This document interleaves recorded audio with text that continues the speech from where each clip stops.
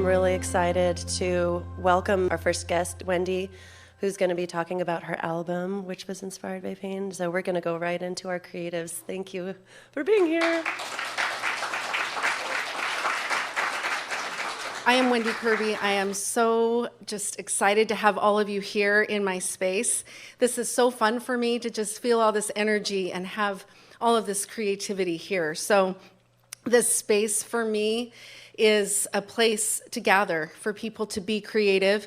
And I teach music classes and piano, and I have a concert series, and I do some retreats. There's all kinds of things going on, but I also want to invite the community to come in and use the space as well. So I have some cards up front if you're interested in, if you can imagine yourself here with a little pop-up of some kind, please talk to me, because that'll be really fun for me to have you here. As she said, our theme is pain. Pain comes to us in a lot of different ways and takes a lot of different forms. It can be emotional, it can be physical. The form I want to talk to you about today a little bit is grief, because to me, grief is one of the heaviest forms of emotional pain. And I came to what I feel is my true creativity through grief.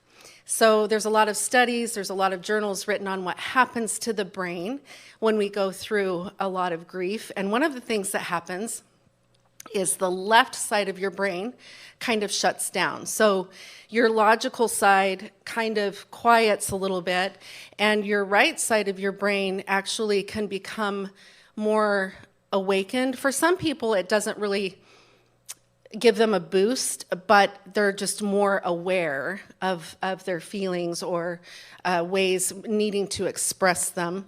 And that's what happened to me. So I went through a very difficult time period about the end of 2019 and then moving into 20. Not COVID related, but of course that really helped make things so much more big.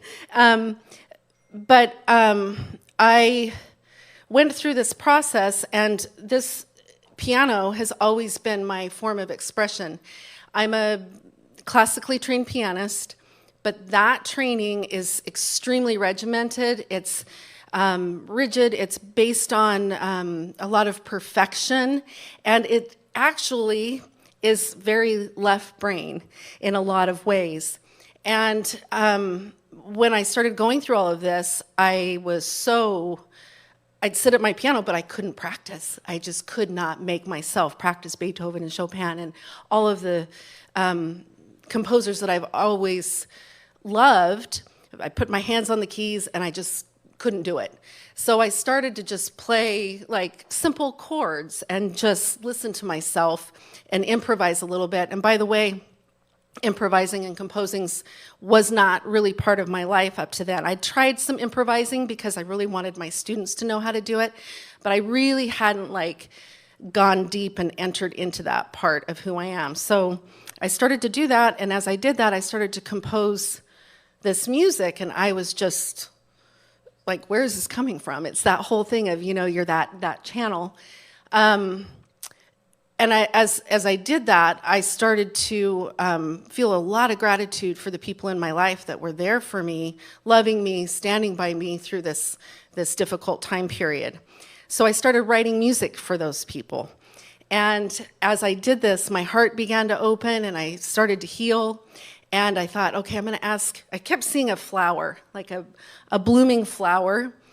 And I thought, okay, I'm going to ask all of these people that I'm writing music for what their favorite flower is, and that's going to be the title of the track. And at the time, I had no idea I was going to record an album. I was just writing this music, and I was going to send them a voice memo and say, thank you, and here, hope you like it. But then it developed into everyone said, well, we want to hear that music again. What can you do? So then the album Bloom was born. And if you go and listen to it, you know how deep this bloom is for me. And when you listen to each track, it's not a flower per se. It's really about a soul. It's about a person. So the person I want to talk about is my really good friend, Leela Viss. And Leela Viss is a pianist and just the most beautiful human being. And Thanksgiving Day of 2019, her son he's living in Florida, marine biology major. They're out diving and snorkeling on Thanksgiving Day, had their flags out, doing everything right.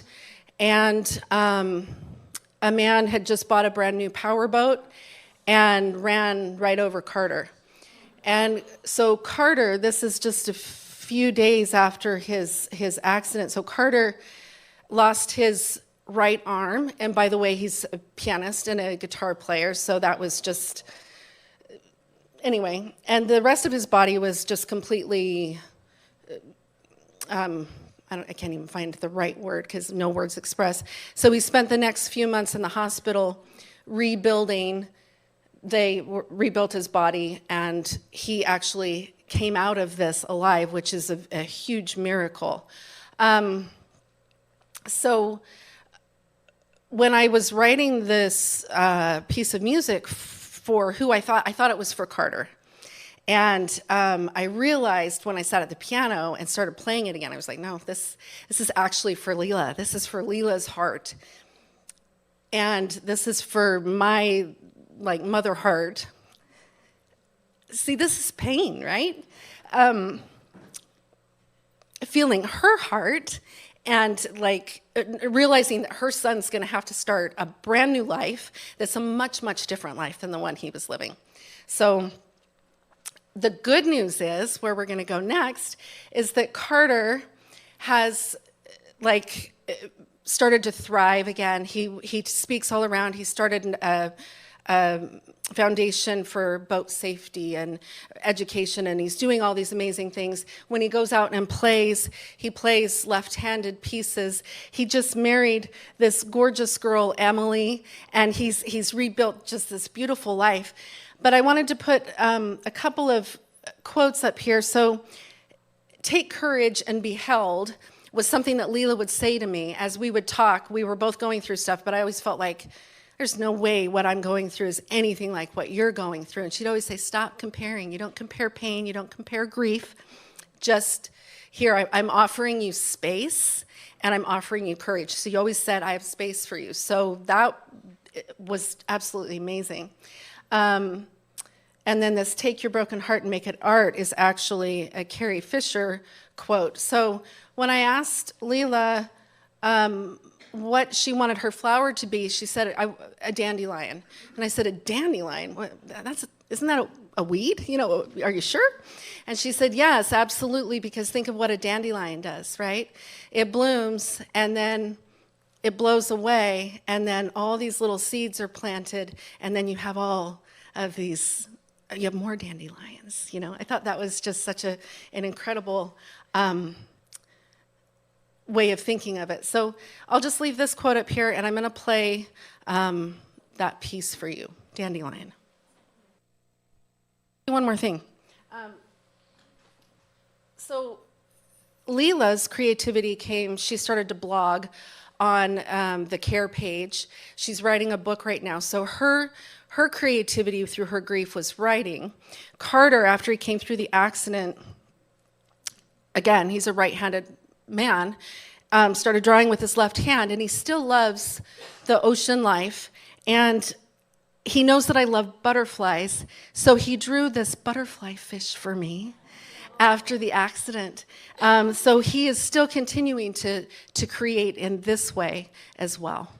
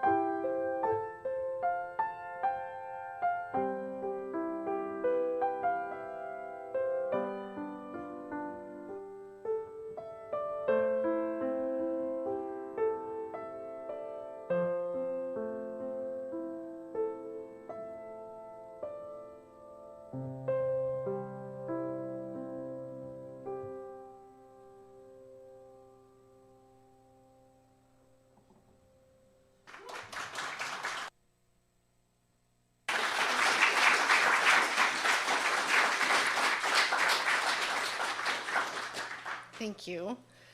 I'm going to play just one more for you, and the reason I picked this piece, it's called Sage, and it was actually the very first piece of music that I wrote. And it was when my heart started to unravel and fall apart, and this is the first thing that came out of my grief. So I thought it would be a good thing to play in this setting. And I named it Sage, and as I did this, I also looked up the meanings of all the flowers, and what was interesting is when I asked people their favorite flower, it fit their personality like perfectly.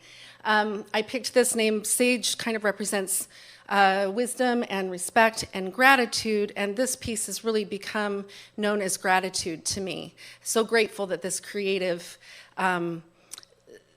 thing has come out of me, and that this is the way that I play the piano now, that I am able to compose and share myself with other people. So this is called Sage.